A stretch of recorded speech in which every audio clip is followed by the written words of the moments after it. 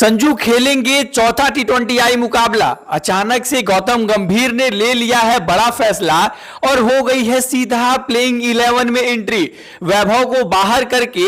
दोबारा से ओपनिंग में आपको संजू सैमसन दिखेंगे और इसका मैं आपको प्रूफ भी देने जा रहा हूं कि यह कंफर्म हो गया है कि ऑलमोस्ट कल होने वाले चौथे टी20आई मुकाबले से पहले संजू सैमसन ने अपनी प्लेइंग 11 में जगह बना ली है। क्या है रिपोर्ट्स के अनुसार चीजें निकल कर आ रही हैं, मैं आप सभी को बताऊंगा। लेकिन अगर आप लोग भी यहां तक आ गए हैं तो वीडियो को फटाफट से लाइक करके चैनल को सब्सक्राइब कर दीजिएगा ताकि ऐसे ही और मजेदार वीडियो मैं आप सभी लोगों के लिए लाता रहूं।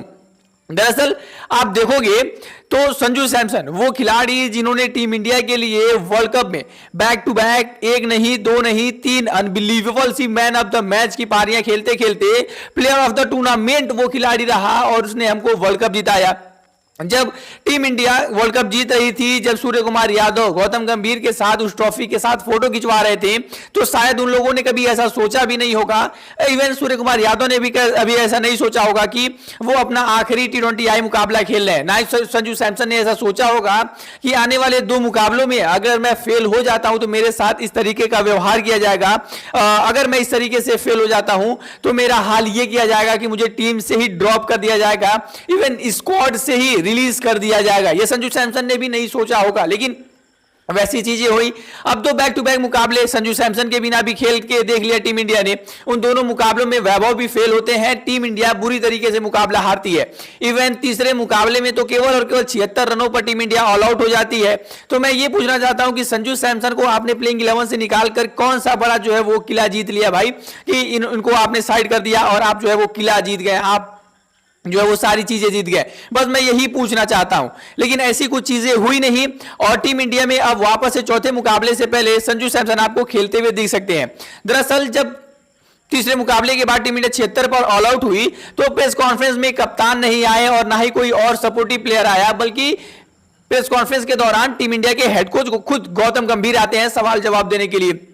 संजू सैमसन के बारे में जब पूछा जाता है तो संजू सैमसन कहते हैं कि देखिए वो कहते हैं कि देखिए ऐसा नहीं है कि संजू सैमसन एक बार टीम से ड्रॉप हो गए, एक बार उनको प्लेइंग 11 में मौका नहीं मिला तो उनको वापस से मौका नहीं मिलेगा, या फिर ऐसा नहीं है कि उनको टीम इंडिया में अब दोबारा आप खेलते हुए नहीं दिखोगे। बिल्कुल हो सकता है कि आप अगले मुकाबले में ही खेलते हुए दिखो। और जब उन्होंने ऐसा कहा तो यानी आप उनकी बातों से यह समझ सकते हो कि उन्होंने पहले ही सोच लिया है कि अगले मुकाबले में संजू सैमसन को ही मौका देना है, 110% संजू सैमसन को मौका देना है। उन्होंने कहा कि हो सकता है कि आप उन्हें अगले मुकाबले में देख लो, आप उन्हें चौथे मुकाबले में देख लो, और ऐसा नहीं है कि संजू सैमसन जो है वो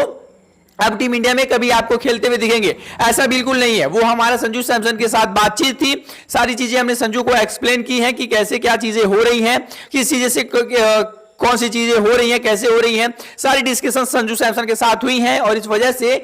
यू नेवर नो कि कब वो प्लेइंग 11 में आ जाए। ये कंफर्म है कि चौथे मुकाबले में संजू सैमसन अपनी जगह जो है वो बनाने में सक्षम है और वैभव को एक बार फिर से बाहर का रास्ता दिखलाया जाएगा। हालांकि केवल 2 मुकाबले उस खिलाड़ी की प्रतिभा को जो है वो बताने के लिए